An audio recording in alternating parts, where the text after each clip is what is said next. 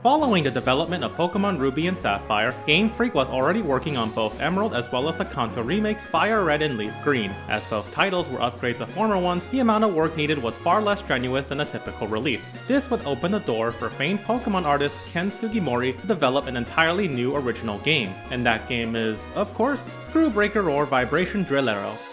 Or better known to the West as Drill Dozer. When you think of the titular company, it's kinda hard not to think of anything else but Pokemon. It is, after all, their proverbial golden goose. And regardless of your feelings towards the franchise, you can't deny that Game Freak has come a long way since. So, it's probably no real surprise that you've most likely haven't heard of this obscure GBA title. Drill Dozer is an action platformer where you take control of Jill, daughter to Doug, leader of a bandit gang known as the Red Dozers. One day, Doug got jumped by a rival gang, the Skulkers, and got his red diamond, a gift from Jill's late mother, stolen. As such, your goal is to go and get it back. You go through several levels, each packing 2 stages each. In them, you'll need to defeat enemies and solve puzzles using the Drill Dozer. You can jump, duck, slide, and of course drill. This is the game's titular mechanic and defines the entirety of its level design. Using L or R, you can, well, drill. You can drill through enemies and breakable objects. As you hold down the drill button, you can naturally do it for longer. You'll start off drilling in very short bursts until you discover these drill marked boxes.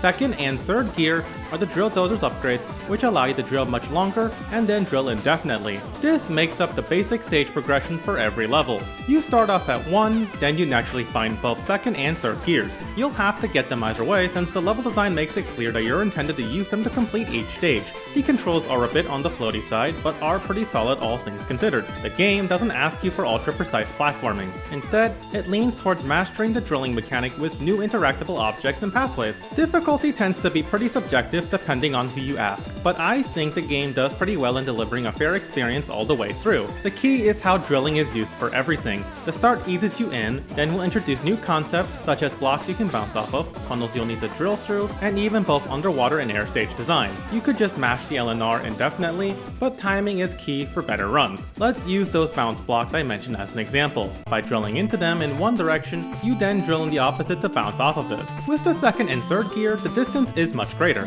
Eventually, this concept is built on when you reach these strange drill lifts. While you're drilling, you use the D-pad to alternate left and right. The bouncing I mentioned applies because some stages require it to proceed. What you learn is always reinforced. Because you've gotten used to bouncing, you'll recall it later on when it feels like you can't reach that jump. It's fun because you're always improving what you learned prior, and the drilling stays consistent in design. When you aren't reminded of a mechanic, when you recall things on your own, that's what keeps the experience enriching. It's what makes the pacing of the game smooth as butter. And how about the boss fights? Every platformer has them. It'd be a crime not to have one. Good news is, they're great. Yep, they're all great. Every fight in this game challenges your mechanics in new ways, always doing something different for each one. The drilling implementation is very creative and makes for some serious gaming. Some might take it a bit of getting used to, but once it clicks, then it's a matter of how fast you can beat them. Replay value tends to be a sticking point for platformers, whether it's speedrunning or a post-game. I'm always a sucker for high replay value. Milking as much fun as I can out of a game is what I do. The game does this in 2 ways,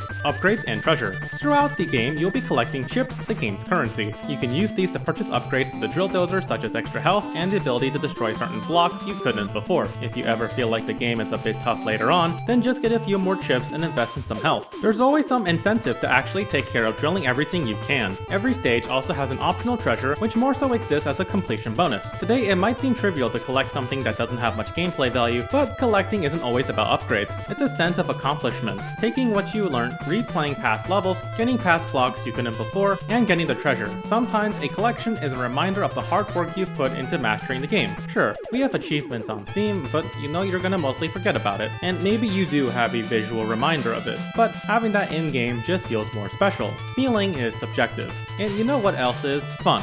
Everyone has a different idea of what fun is and how you go about getting to that point. But we all feel pride when we earn something. When we get past a roadblock on a level, you feel like you're at top of the world. Isn't that what gaming is all about? That is what I'm all about. Here on this channel, we find fun wherever we can. Whether it fails or succeeds, this channel has you covered. So consider subscribing. In any case, there's a lot to love about the game's aesthetic. The pixel presentation doesn't feel aged at all and feels like something you could still see today. It's very colorful and gives off some serious Super Nintendo vibes. Jill doesn't blend in the background and you're always able to keep track of her. When you shift up, you can see this large portion of the screen just for the gauge alone. At the same time, the white text and overlay make sure you don't get lost in the gameplay while attempting the drill. There's an easy shift up text that's hard to miss and you're able to balance this even during combat segments. The best part, I think, is that it's the first game on the GBA to have a rumble. Some games have something built in known as a rumble pack. It's what allows the game to vibrate during certain gameplay segments to emulate controller vibration. Does this even matter at all? Well, no, not necessarily. The game is still good even without it, and it can get repetitive after a while because you can feel the controller shake every time you drill, which is 99% of the game. Real quick, before I say anything else,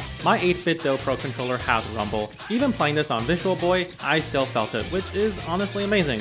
So why does this matter at all then? Have you heard of haptic technology? Utilizing tactile sensation, it simulates touch for user experience. This is usually best seen in, you guessed it, controller vibrations. Drill Dozer's Rumble Pack will vibrate the Game Boy whenever you drill, the method being known as haptic feedback. One of the best uses for this is to deliver a greater sense of immersion for any game. Screen shakes, sound effects, vibrations, whatever. Together, they deliver a user experience far more enhanced. It's like when you know you've delivered a super effective move in Pokemon through that classic. There's so much I could talk about with this concept alone, but that's a video for another day. Let me know if you actually want that, by the way. Even though the game remains mostly niche, a Wii U virtual console here and there, I have no doubts that Gamefreak cooked all those years ago. It's not often you talk about a Gamefreak game that isn't Pokemon, that's also on the GBA, and is very solid. You should play Drill Dozer. Get it on Visual Boy Advance, get the physical card, play it however you can. Because with tight level design, colorful presentation, and engaging drill play, Drill Dozer is Gamefreak's forgotten masterpiece. Thank you for watching. Peace.